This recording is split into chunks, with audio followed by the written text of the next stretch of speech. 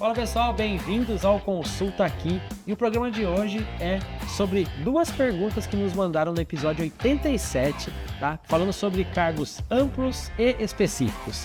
Sou Felipe Ferretti, estou aqui no auditório da Unimax, lembrando que Unimax, seu futuro é na prática.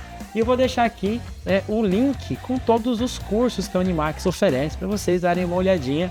Então, roda a vinheta.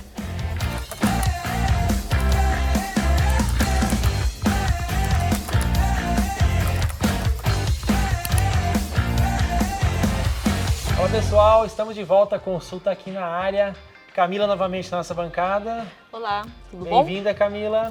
Obrigada. Camila, é o seguinte, hoje é um episódio diferente, como eu falei, né? Duas pessoas nos mandaram perguntas lá no episódio 87 e eu vou ler, inclusive, o nome das pessoas, né? Para agradecer.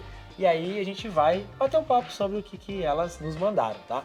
E a primeira pergunta, Cá, a Natália Dias nos mandou falando a seguinte: como faço para explicar a diferença salarial em cargos amplos? Natália, obrigada pela sua pergunta. Antes de responder, eu vou relembrar o que são cargos amplos.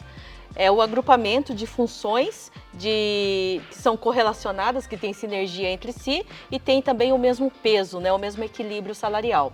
Por exemplo, um analista de recursos humanos que agrupa uma função de recrutamento, de treinamento. Então, são funções aí correlacionadas e que pode ter o mesmo peso salarial. Então, isso é um cargo amplo. E aí eu entro na resposta, né? Precisa ter o mesmo peso. Eu não posso agrupar funções que tenham pesos diferentes.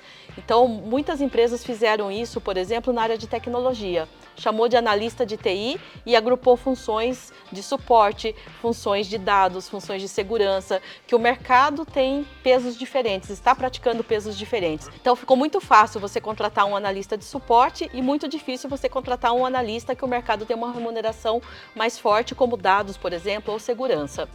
Por isso é muito importante agrupar funções que tenham o mesmo peso salarial. E aí eu respondo a pergunta, né? Como que eu faço com cargo amplo? Se você agrupar cargos que têm o mesmo peso, ótimo, vai ter o mesmo grade salarial, a mesma faixa salarial e com isso você não deve ter problemas. Então, na verdade, o correto é não ter essa diferença salarial entre os cargos amplos, Exatamente, né? Exatamente. Você não pode agrupar funções, cargos que tenham salários diferentes. Perfeito. Então, super respondido. E agora eu vou para a segunda, Cá. Rafaela Lima nos mandou o seguinte: como definimos o CBO em cargos amplos? Boa pergunta também, hein? Boa pergunta. Rafaela, obrigada aí pela pergunta. Em primeiro lugar, o que é CBO? É uma classificação brasileira de ocupações. É um sistema utilizado no Brasil para classificar ocupações laborais de acordo com suas características e de acordo com seus requisitos. E com isso já começa a resposta. Você só pode agrupar cargos que tenham os mesmos requisitos e que tenham as mesmas características. Por conta disso, quando você agrupa cargos, normalmente o CBO tem essa nomenclatura ampla. Analista de RH, que eu comentei agora há pouco, é uma nomenclatura ampla e você tem o CBO. Um analista de TI, um analista financeiro, um operador de produção, são nomenclaturas amplas, porque pode envolver várias funções e você tem o CBO.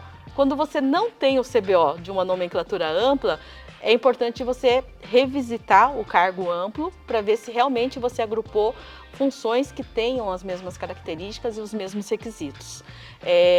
Se você tiver essa certeza, mas mesmo assim não tem o CBO desse cargo amplo, aí procure fazer uma análise para ver o que demanda a maior parte do tempo daquela caixinha, daquela posição, e faz essa classificação pela ocupação de maior tempo. Muito bacana, Camila. Então, importante saber que CBO não é o lanche do McDonald's, né? Não é o lanche. E o seguinte, Camila, quais são as oportunidades de crescimento dentro do cargo amplo? São várias.